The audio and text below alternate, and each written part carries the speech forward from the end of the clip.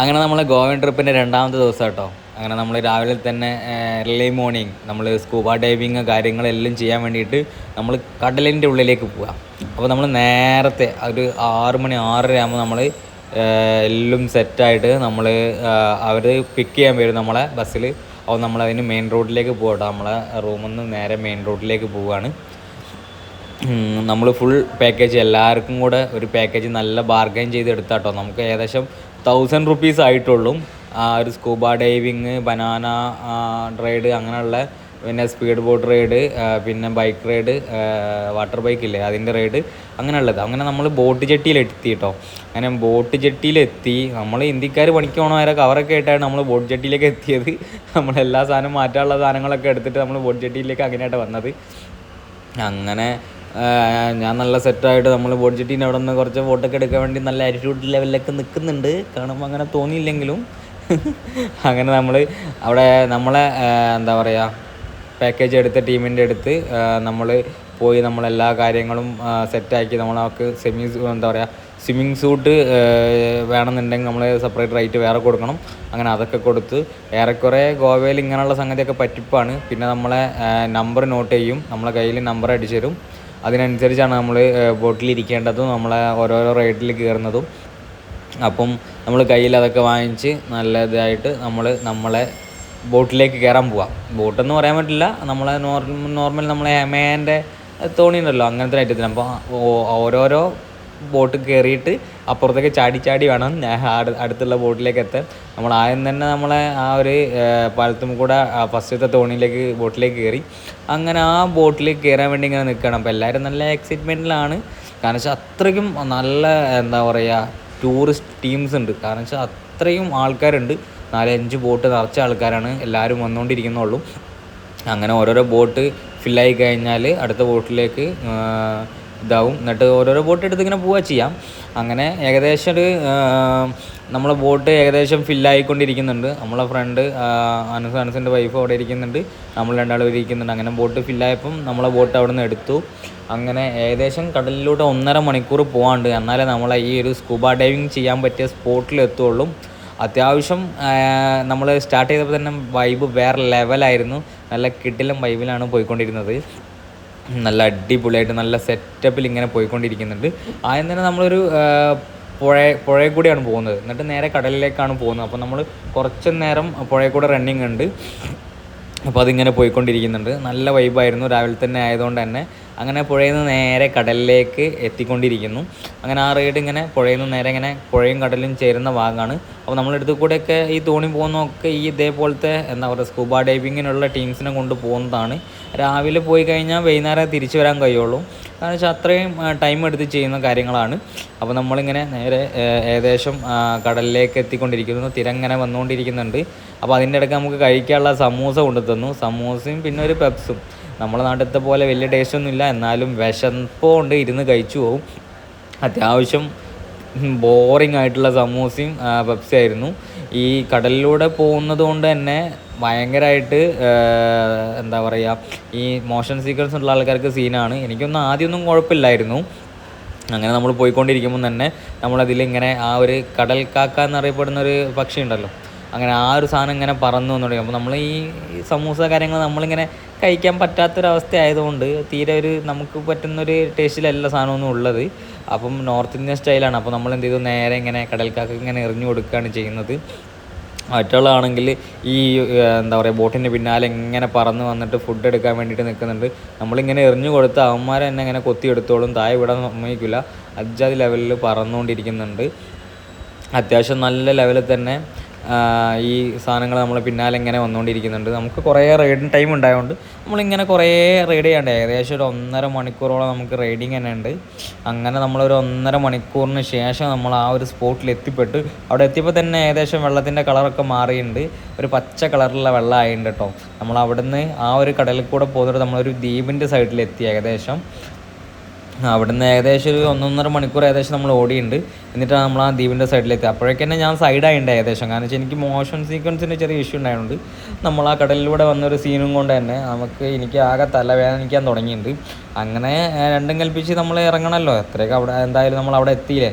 അങ്ങനെ നമ്മൾ എന്ത് ചെയ്തു, ഡ്രസ്സൊക്കെ ചേഞ്ച് ചെയ്തിട്ട് അവിടെ പോയിട്ട് നമ്മൾ ആ ഒരു സ്വിമ്മിങ് സൂട്ടൊക്കെ സെറ്റായിട്ട് എടുത്തിട്ടു. ഫസ്റ്റത്തെ തന്നെയായിരുന്നു ഞാൻ, അതുകൊണ്ട് ഞാൻ സ്വിമ്മിങ് സൂട്ടൊക്കെ നല്ല സെറ്റായിട്ട് എടുത്തിട്ട് എല്ലാം റെഡി ആയിട്ട് നിന്ന് നമ്മൾ എന്താ പറയുക, നമ്മളെ ഫ്രണ്ട് അപ്പം അവനും അവൻ്റെ വൈഫും കൂടെ നേരെ കടലിലേക്ക് എടുത്ത് ചാടിയുണ്ട്. ലൈഫ് ജാക്കറ്റൊക്കെ എടുത്തിട്ടിട്ട് രണ്ടാൾ കടലിൽ നീന്തി കളിക്കാന്നുള്ള പ്ലാനിൽ രണ്ടാളെടുത്ത് ചാടിയുണ്ട്.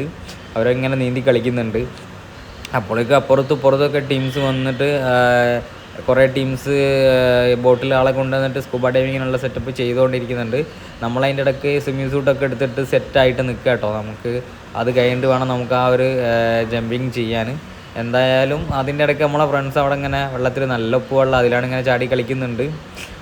ഞാൻ ആദ്യം ഒന്ന് കയറി നോക്കി, പക്ഷേ നല്ല ഉപ്പായതുകൊണ്ട് ഞാൻ അതേപോലെ ഇങ്ങോട്ട് തന്നെ കയറി. എന്നാലും നല്ല അടിപൊളി വെള്ളം കേട്ടോ, നല്ല അടിപൊളി, നല്ല അടി വരെ കാണുന്ന നല്ല കിടിലൻ വെള്ളം, അടിപൊളിയായിരുന്നു, സെറ്റായിരുന്നു. അങ്ങനെ നമ്മൾ ഇതെല്ലാം ചെയ്ത് നമ്മൾ സ്കൂബ ഡൈവിങ്ങിന് ഇറങ്ങിട്ടോ. അങ്ങനെ സ്കൂബ ഡൈവിങ്ങിന് ഇറങ്ങി. അപ്പോൾ ആദ്യം തന്നെ നമ്മൾ ഫസ്റ്റ് ടൈം നമ്മൾ ഇറങ്ങി, അവരിങ്ങനെ പിടിച്ച് താത്തിക്കൊണ്ടിരിക്കും. പിന്നെ നമുക്ക് എന്താ വെച്ചാൽ നമുക്ക് ഓരോന്നും പറഞ്ഞു തരും. നമുക്ക് ഹിന്ദി അറിയാത്തത് ഭയങ്കര റിസ്ക്കാണ്. എനിക്ക് ഹിന്ദി അറിയാത്തതുകൊണ്ട് തന്നെ അവൻ പറയുന്നത് എന്താണെന്ന് എനിക്ക് മനസ്സിലായില്ല. ആ പൊട്ടം കുറേ പറഞ്ഞു, എനിക്ക് അതിനനുസരിച്ചൊന്നും പറയാനും പറ്റിയില്ല. എന്തായാലും അത്യാവശ്യം ലെവലിൽ നോക്കി നമ്മളെ ഇടയിൽ കൂടെ തന്നെ നമ്മളെ സൈസ് വലുപ്പമുള്ള മീനുകളൊക്കെ പോയിക്കൊണ്ടിരിക്കും. അതിനിടയ്ക്ക് നമ്മളിങ്ങനെ ഒരു മിനിറ്റിൽ കൂടുതലൊന്നും ഇല്ല, ഏകദേശം 1 മിനിറ്റ് അത്രത്തോളം ഉള്ളും നമ്മൾ ആ ഒരു വെള്ളത്തിൻ്റെ അടിയിൽ സെറ്റാക്കി നിർത്തുക. നമ്മൾ എന്താ പറയുക, ഒരു 90% നമ്മൾ പറ്റിക്കലെന്ന് പറയാം. നമ്മൾ വിചാരിച്ച പോലെയൊന്നുമല്ല. അതേപോലെ തന്നെ എൻ്റെ വൈഫും അത്യാവശ്യം കുഴപ്പമില്ലാത്ത ലെവലിൽ എന്നെക്കാളും സെറ്റപ്പായിട്ട് അവൾക്ക് സ്കൂബ ഡൈവിങ് ചെയ്യാൻ പറ്റി. കാരണം വെച്ചാൽ എനിക്ക് കുറച്ചൊരു പേടി ഉണ്ടായിരുന്നു വെള്ളത്തിൽ എങ്ങനെയായിരിക്കും അറിയില്ല. പിന്നെന്താ പറയുക, പിന്നെ കപ്പിൾ ഷൂട്ട് ചെയ്തിട്ട് നമ്മൾ സ്കൂബ ഡൈവിങ് കപ്പിൾ ഷൂട്ടിന് അഡീഷണൽ 500 രൂപ കൊടുത്തിട്ട് നമ്മൾ ചെയ്തത്. അതും പറ്റിക്കല്. കാരണം വെച്ചാൽ നമ്മൾ രണ്ടാൾ ഒരുമിച്ച് വീഡിയോ എടുത്ത് തരില്ല. അത് കപ്പിൾ ഷൂട്ടിന് വേറെ തന്നെ എമൗണ്ട് ചെയ്താൽ മാത്രമേ അത് ചെയ്യുള്ളൂ. അതും ഇതേപോലെ തന്നെയാണ്. അപ്പം നമ്മൾ എന്താ പറയുക, അവിടെയൊക്കെ പോകുമ്പോൾ പറ്റിക്കപ്പെടാതിരിക്കാൻ ശ്രദ്ധിക്കുക. അത്യാവശ്യം നല്ല ലെവലിൽ തന്നെ സ്കൂബ ഡൈവിങ് ഒക്കെ ചെയ്തിട്ട് ഞങ്ങൾ വേറെ ലെവലിൽ തന്നെ സ്കൂബ ഡൈവിങ് കാര്യങ്ങളൊക്കെ ചെയ്തു. പിന്നെന്താ പറയുക, നമ്മളിപ്പം ആ ഒരു സിംഗിൾ വീഡിയോ കഴിഞ്ഞിട്ട് നമ്മൾ കപ്പിൾ വീഡിയോ എടുത്തു. കപ്പിൾ വീഡിയോ എടുക്കാനാണ് ഞാൻ പറഞ്ഞത്. ഏകദേശം നമുക്ക് ഒരു ഷോട്ട് എടുത്ത് തരാൻ ഏകദേശം 500 രൂപ വാങ്ങിച്ച് രണ്ടാളും കൂടി ഉള്ളത്. ഇതാണിപ്പോൾ നമ്മൾ കപ്പിൾ ഷോട്ട് എന്ന് പറയുന്നത്. അത്യാവശ്യം കുഴപ്പമില്ലാത്ത ലെവലിൽ രണ്ടാൾ ഒരു മിനിറ്റ് നേരം, 1 മിനിറ്റ് എന്നൊക്കെ പറയാം നമുക്ക് ഓരോന്ന്. അല്ലാതെ ഓവർ നേരം നമ്മളെ കൊണ്ട് അവർ അങ്ങോട്ടും ഇങ്ങോട്ടൊന്നും പോവില്ല. ആ ഒരു ഭാഗത്ത് മാത്രമേ നമ്മളെ ഒന്ന് താഴ്ത്തി നിർത്തും, എന്നിട്ട് വീഡിയോ എടുത്തു തരും. അല്ലാതെ അതിൽ കൂടുതലൊന്നും അവർ ചെയ്യുന്നില്ല. നമുക്ക് സത്യം പറഞ്ഞാൽ പിന്നെ നമുക്ക് പോയി കഴിഞ്ഞാൽ നമുക്കൊരു വൈബ് അത്ര മാത്രമേ ഉള്ളൂ. നല്ല മീനുകളുണ്ട് സെറ്റപ്പിൽ, ആവോലി പോലത്തെ ഐറ്റംസും നല്ല കിടില മീനുകളൊക്കെ ഉണ്ട്. അതൊക്കെ തന്നെയാണ് മെയിനായിട്ട് ഇതിൻ്റെ ഒരു ഹരം എന്ന് പറയുന്നതൊക്കെ.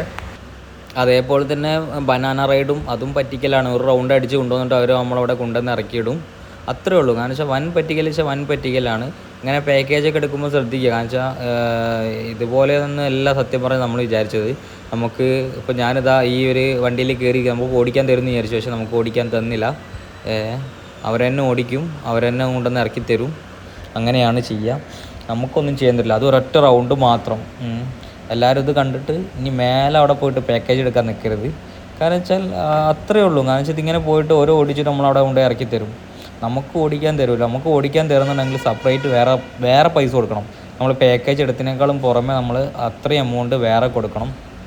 അതൊക്കെയാണ് അവിടുത്തെ ഭയങ്കര എന്താ പറയുക പറ്റിക്കൽ എന്ന് പറയുന്നത്. ഒറ്റ റൗണ്ട് അടിച്ചു. കാരണം വെച്ചാൽ നമ്മളൊരു സൈക്കിൾ എടുത്ത് പോകണം അത്രയും ഇല്ല, ഒറ്റ റൗണ്ട് അടിച്ച് കൊണ്ടുവന്ന് ഇറക്കി തന്നു. അതുപോലെ തന്നെ എല്ലാവരും അതേപോലെ തന്നെ ഒറ്റ റൗണ്ട് അടിച്ചുകൊണ്ട് ഇറക്കി തന്നു. നമ്മളൊക്കെ വിചാരിച്ചത് നല്ല പോലെ റൈഡ് ചെയ്യുക, ഒന്ന് സെറ്റായിട്ട് നമ്മൾ വിചാരിക്കുന്ന പോലെ നമുക്കെടുത്ത് ഓടിക്കാമെന്നൊക്കെ വിചാരിച്ചിട്ടാണ് നമ്മൾ ഇതിനൊക്കെ പാക്കേജ് എടുത്തത് കേട്ടോ. പക്ഷേ ഇങ്ങനൊരു പെടുമെന്ന് നമ്മൾ സ്വപ്നത്തിൽ പോലും വിചാരിച്ചില്ല. പക്ഷേ ഇതാണെങ്കിൽ പുറം ലോകം ആരും അറിയിക്കുന്നുമില്ല. ഓരോരോ റൈഡ് എന്ന് പറയുന്ന ഒരു ഒറ്റ റൗണ്ടാണ്. വെറും ഒരു റൗണ്ടിൻ്റെ ഉള്ളിൽ വെറുതെ അങ്ങോട്ടും ഇങ്ങോട്ടും വലിച്ച് കൊണ്ടുപോയിടുക, അത്രേ ഉള്ളൂ. അത് കൂടുതലായിട്ട് ഒന്നും കാണിക്കുന്നില്ല. ഒരു ബനാന റൈഡ് എന്ന് പറയുമ്പോൾ അത്യാവശ്യം 4-5 റൗണ്ടെങ്കിലും അടിക്കണ്ടേ? അതൊന്നുമില്ല. ചെറുതായിട്ടൊന്ന് റൗണ്ട് അടിക്കുക വരിക, അത്ര മാത്രം. അത് കൂടുതലൊന്നുമില്ല. പിന്നെ അതേപോലെ പാരച്യൂട്ട് റൈഡ്, ജസ്റ്റ് ഒന്ന് അങ്ങോട്ട് വെള്ളത്തിൽ തട്ടിക്കും, നേരെ അങ്ങോട്ട് വലിച്ച് കയറ്റും. അത് മാത്രം. കാരണം വെച്ചാൽ വൻ പറ്റിക്കൽ. ഇവിടെയൊക്കെ ഇത്രത്തോളം പറ്റിക്കലെന്ന ഏകദേശം ഒരു ദിവസം ഒരു 100-500 ആൾക്കാർ വന്നിട്ട് മാതിരി റൈഡുകൾ ചെയ്യുന്നുണ്ട്.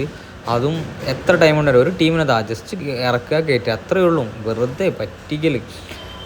നമ്മൾ ഇങ്ങനെയൊന്നുമല്ല വിചാരിച്ചത്. പക്ഷെ എന്നാലും നമ്മളെ ട്രിപ്പ് കളറായിട്ടുണ്ട്. അങ്ങനെ അതൊക്കെ കഴിഞ്ഞ് നമ്മൾ നൈറ്റ് ഫുഡ് കഴിക്കാൻ വേണ്ടിയിട്ടും നൈറ്റ് കറങ്ങാൻ വേണ്ടിയിട്ടും അന്ന് നമ്മൾ ഇറങ്ങിയത് ഏകദേശം ഒരു ഗോവേൻ്റെ ബാഗ ബീച്ചിൻ്റെ സൈഡിൽ തന്നെയാണ്.